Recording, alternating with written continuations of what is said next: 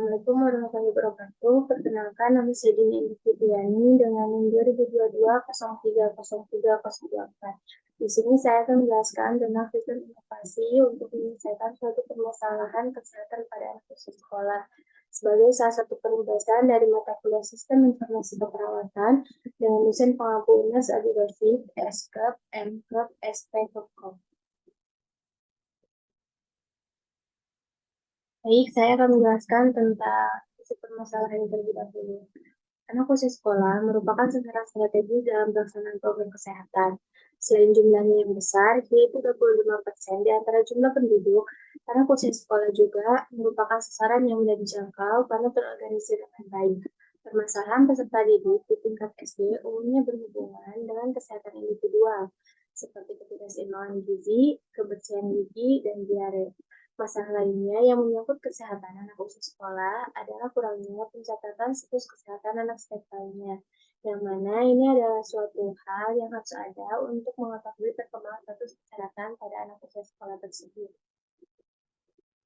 Besaran kasus masalah kesehatan di Indonesia yang muncul akibat kurangnya kebersihan pada anak usia sekolah adalah sebagai berikut. Yang pertama, menurut laporan nasional Riskesda pada tahun 2018, prevalensi anak diare adalah sebanyak 818.597 jiwa. Yang kedua, menurut data Riskesda pada tahun 2018, di Indonesia, anak dengan kategori pendek atau stunting mencapai 30,7%, sementara yang gemuk 8% dan anemia 26%. Yang ketiga, hasil riset kesehatan dasar dari Kementerian Dasar Republik Indonesia pada tahun 2018 menyatakan bahwa prevalensi masalah kesehatan gigi dan mulut atau karies gigi mencapai 88,8%. Selanjutnya, besaran kasus masalah kesehatan pada anak usia sekolah secara global adalah sebagai berikut. Yang pertama, menurut WHO, kejadian diare di dunia pada tahun 2017 menyatakan hampir terdapat 1,7 miliar kasus penyakit diare yang terjadi pada anak-anak dalam jumlah kematian 525.000 setiap tahunnya. Yang kedua, menurut FAO atau Food Agriculture Organization atau yang sering disebut dengan Organisasi Pangan dan Pertanian, lebih dari 70% kasus gizi buruk pada anak didominasi oleh Asia, sedangkan 26% di Afrika dan 4% di Amerika Latin serta Karibia. Setengah dari 10,9 juta kasus kematian anak didominasi oleh kasus gizi buruk. Yang ketiga, karies gigi diderita oleh 60-90% anak sekolah secara global, terutama di negara berkembang. Penyelesaian masalah yang telah dibuat oleh Kemenkes untuk mengatasi masalah kesehatan pada anak usia sekolah, yaitu buku catatan kesehatan yang dinamai dengan rapor kesehatanku. Buku rapor kesehatan seri catatan kesehatan ini berisi lembar catatan kesehatan peserta didik dari hasil pelayanan kesehatan di sekolah, puskesmas, atau fasilitas kesehatan lainnya yang diperlukan dalam memantau lebih lanjut tentang kesehatan anak usia sekolah jika diperlukan. Buku ini berdampingan dengan buku rapor kesehatanku, seri informasi kesehatan yang berisi berbagai informasi berkaitan dengan kesehatan dan tumbuh kembang peserta didik. Nah, untuk menyelesaikan suatu permasalahan yang tadi telah saya sebutkan, kami membuat sebuah sistem yang bernama ERAKES. ERAKES merupakan singkatan dari Elektronik Rapor Kesehatan yang merupakan sebuah website rapor kesehatan yang dapat digunakan untuk melihat perkembangan kesehatan peserta didik setiap semesternya, sehingga pengelolaan riwayat kesehatan masing-masing siswa dapat tercatat dengan sistematis dan akurat, dengan input berupa rapor kesehatanku menurut Kemenkes melalui beberapa proses.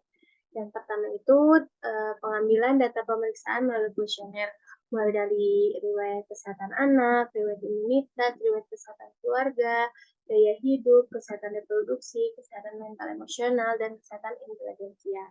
Yang kedua, pengambilan data pemeriksaan fisik, mulai dari tanda-tanda vital, gizi, kebersihan diri, kesehatan pendengaran, kesehatan gigi dan mulut, dan yang alat bantu, dengan penyimpanan berupa website yang berbasis server dengan output atau luaran berupa catatan hasil tes kesehatan dan tumbuh kembang anak serta riwayat status kesehatan siswa-siswi setiap tahunnya.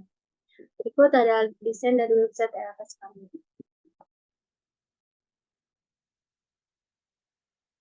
Nah, untuk tampilan awalnya seperti ini. Di sini ada tempat untuk mengisi username dan password untuk login.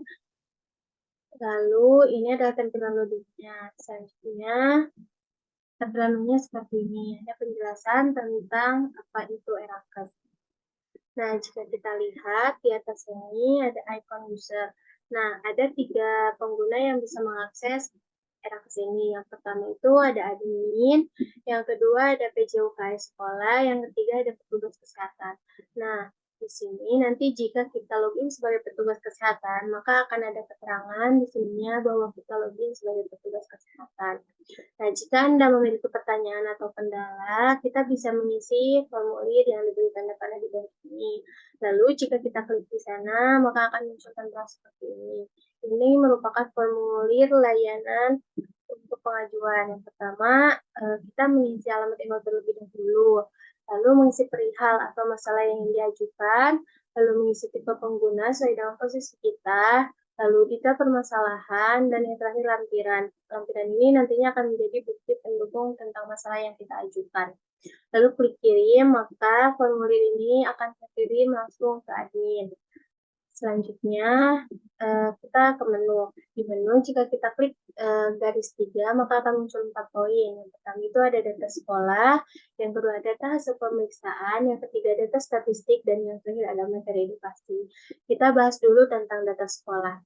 Nah, jika kita klik data sekolah, maka akan muncul daftar sekolah binaan seperti yang ada di gambar di sini. Nah, contohnya saja ada SDN 1 Wijaya Kusuma, ada SDN Semanan 5 Pagi, dan lain sebagainya. Nah, selanjutnya, jika kita ingin menambah daftar sekolah binaan, kita tinggal klik tanda yang diberi tanda panah, lalu akan muncul tampilan seperti ini. Apakah Anda ingin menambah data sekolah baru? Jika kita klik ya, maka akan muncul tampilan seperti ini. Nah, kita harus mengisi mulai dari nama sekolah, alamat, penanggung jawab, tanggal pengajuan, dan tanggal validasi.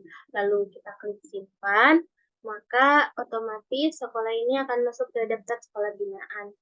Selanjutnya, jika kita ingin menghapus daftar sekolah binaan, kita tinggal klik edit, diberi tanda panah, lalu kita klik tanda merah yang diberi tanda panah, maka akan muncul tampilan seperti ini. Apakah Anda ingin menghapus data sekolah ini? Lalu jika kita klik ya, maka sekolah tersebut akan terhapus dari daftar sekolah binaan. Nah, selanjutnya, jika kita ingin melihat data dari satu sekolah, kita tinggal klik tanda yang diberi tanda panah, lalu akan muncul 2 opsi. Pertama itu ada data sekolah, yang kedua itu ada guru penanggung jawab. Nah, jika kita klik guru penanggung jawab, maka akan muncul nama dari PJUKS dan wakil kesiswaan dari sekolah tersebut.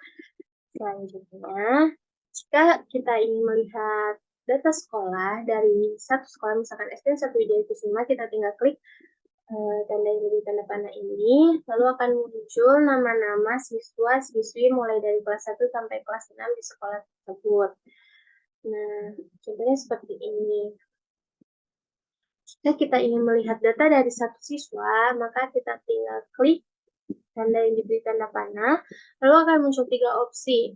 Ada identitas siswa, edit identitas, dan periksa kesehatan. Pertama, kita klik dulu tentang identitas siswa. Jika kita klik ini, maka akan muncul tampilan seperti ini. Ada identitas peserta didik itu sendiri, ada data keluarga, dan hasil pemeriksaan. Nah, hasil pemeriksaan ini merupakan hasil pemeriksaan yang sudah dilakukan. Tampilannya seperti ini. Nah, jika kita lihat, di sini ada grafik tentang riwayat status kesehatan siswa tersebut mulai dari kelas 1 sampai kelas 2 sekarang. Nah, kita bedakan, jika warna merah itu dia berada pada semester ganjil, jika warna kuning dia berada pada semester genap. Ini kita lakukan agar kita bisa mengetahui perkembangan status kesehatan siswa tersebut setiap semesternya. Nah, untuk data hasil pemeriksaan yang sudah diisi, contohnya seperti ini.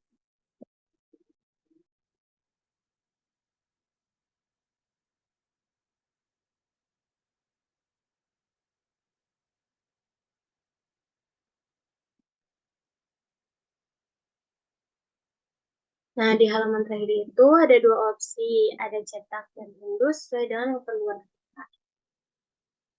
Nah, selanjutnya jika kita ingin mengedit identitas dan salah satu siswa, kita tinggal klik di sini, lalu akan muncul tampilan seperti ini. Halaman ini hanya bisa diakses oleh PJ UKS sekolah saja. Kita tinggal klik edit yang diberi tanda panah, lalu kita tinggal klik bagian mana yang ingin kita edit. Mulai dari edit identitas peserta didik dan edit data keluarganya. Nah, yang terakhir itu ada periksa kesehatan.